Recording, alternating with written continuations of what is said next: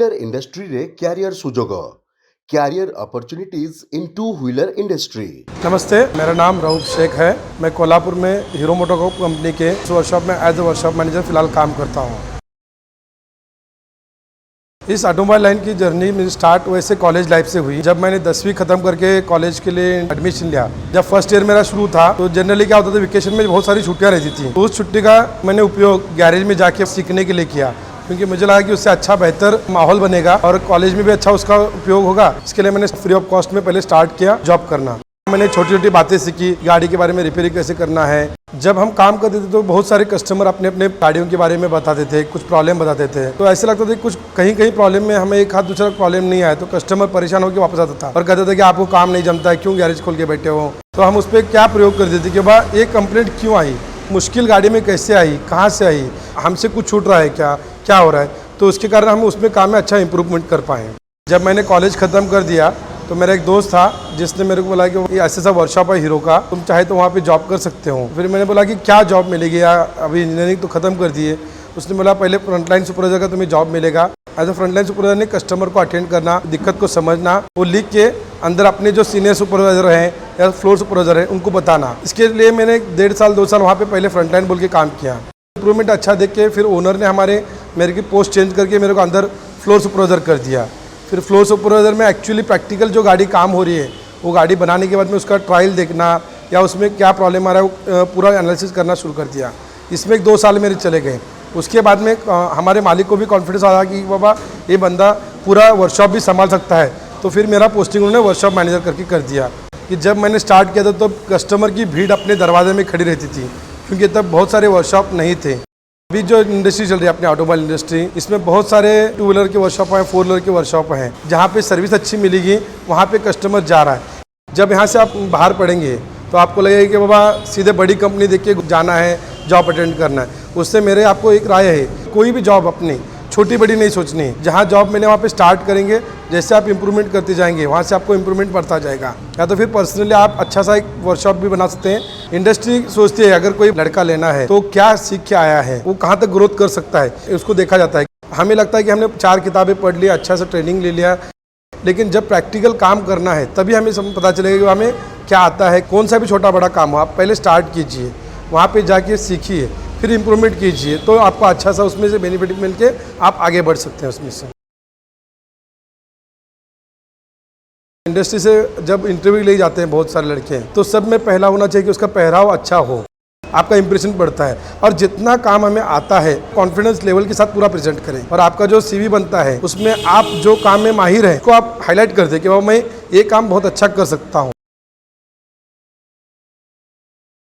जैसा अगर गाड़ी आ रही है कस्टमर की तो उसको अटेंड करने के लिए लड़का लगता है जो जॉब कार्ड बनाता है। उसके बाद में फ्लोर पे जाएगी गाड़ी, वहाँ पे कोई स्पेशल रैंप रहते हैं कि वो फ्री सर्विस का अलग है, पेड सर्विस का अलग है, या इंजन जॉब वाला अलग है। तो हर एक डिपार्टमेंट से वो लड़के वहाँ पे अलग अलग जगह पे काम करते हैं। कस्टमर को हम वारंटी देते हैं गाड़ियों की, या इंजन का रूम करना है तो इंजन के लिए स्पेशल रूम बनाई जाती है जहाँ पे इंजन का स्पेशलाइजेशन काम होता है। तो आप जब भी जाएँ तो स्टेप बाय स्टेप सभी जगह पे देखें और आप हर जगह पे काम करें, तो आपको पता चलेगा कि वो कहाँ पे क्या क्या काम हो रहा है।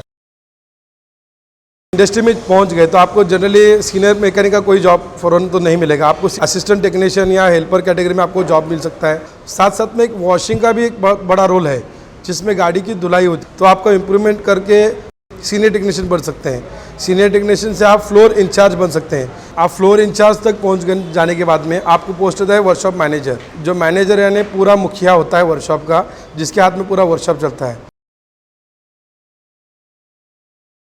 एक आधा वर्कशॉप में आता है बंदा, तो पुराने वालों को एक प्रॉब्लम होता है कि बाबा ये नया लड़का आया है, एक तो इसको भगा देंगे या तो फिर मालिक के पास ये नज़दीक जाएगा तो मेरा वैल्यू कम हो जाएगा। इसके लिए हमें क्या करना है, जो भी पुराने लड़के हैं वहाँ पे उनसे दोस्ती बनाने की कोशिश करनी चाहिए। अगर गलत है तो आप गलत है बता दीजिए, लेकिन कैसे बताना है उसका तरीका अलग होना चाहिए।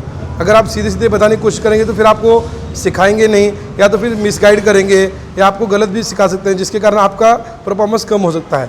तो आप जैसा सिचुएशन है उस हिसाब से बनने की कोशिश करें, और इसके लिए संयम की बहुत ज़्यादा ज़रूरत होगी। ऑटोमोबाइल लाइन जो ऐसे है कि यहाँ पे वर्किंग स्टाइल बहुत अलग रहता है। हर एक वर्कशॉप में ऐसा लिखा जाता है कि वह आने का टाइमिंग है, जाने का टाइमिंग नहीं है।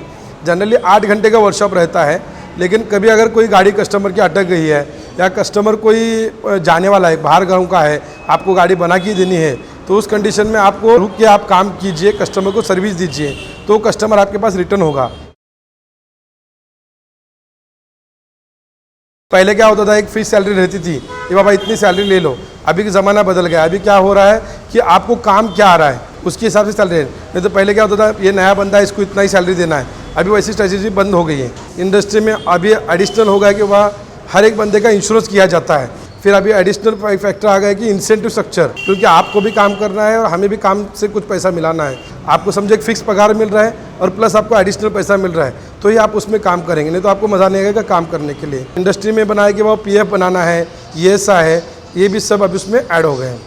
भले 1-2 दिन लगने वाली गाड़ी अगर ओवर टाइम करके 1.5 दिन में गाड़ी खत्म हो रही है, तो कस्टमर से भी पैसा आएगा, आप भी कस्टमर भी विन सिचुएशन में चला आएगा, मैं आने वाला टेक्नीशियन को भी ओवर टाइम मिलेगा तो वो भी विन सिचुएशन में रहेगा, और वर्कशॉप भी अच्छा विन सिचुएशन में रहेगा। साथ साथ में एक वॉशिंग का भी एक बहुत बड़ा रोल है, जिसमें गाड़ी की धुलाई होती है। क्योंकि आपने भले कितना भी अच्छा काम कर लिया हो, गाड़ी आपने अच्छी बना दी, पूरी टकाटक बना दी, लेकिन गाड़ी साफ़ सफाई नहीं हुई, गाड़ी धुली गई नहीं, बहुत सारा काम उस पर डिपेंड रहता है। उसमें एक क्यूरियोसिटी रहती है कि वह गाड़ी का मेरा काम हुआ है कि नहीं। और दूसरा रूट वॉशिंग का ये अच्छा रहता है कि अब आप भले आपने गाड़ी में कुछ कमियां रह गई हो, लेकिन आपने गाड़ी बढ़िया से धो के रखी है, तो कस्टमर हैप्पी होता है कि बाबा ये नहीं, मेरी गाड़ी अच्छी बनी है। क्योंकि आप वॉशिंग करेंगे तो आपको क्या गाड़ी में धुलाई होती है, कैसे होता है, उसके बारे में मालूम पड़ेगा। अपने वर्कशॉप में काम करते हैं सुरक्षा की बहुत ज़रूरी है, क्योंकि कहीं कहीं काम करते समय कुछ लग जाता है।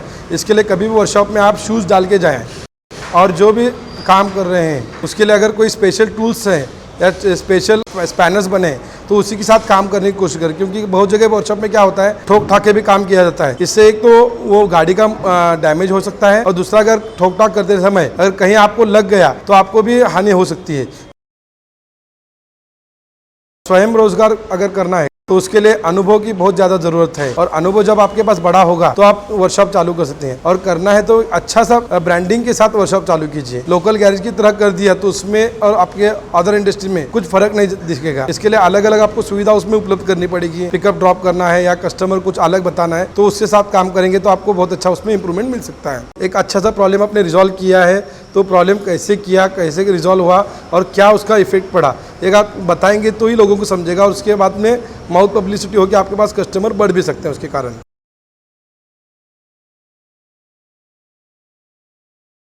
बड़ों ने हमें बताया गया था, जब आप ऑटोमोबाइल लाइन में काम कर रहे हैं तो सर पे बर्फ़ और मुंह में शक्कर होनी चाहिए। मुंह में शक्कर यानी मीठा बोलना आना चाहिए और दिमाग ठंडा होना चाहिए। जो आदमी इस काम से काम करेगा तो एक अच्छा बिजनेसमैन और अच्छा वर्कशॉप हैंडलिंग बन सकता है।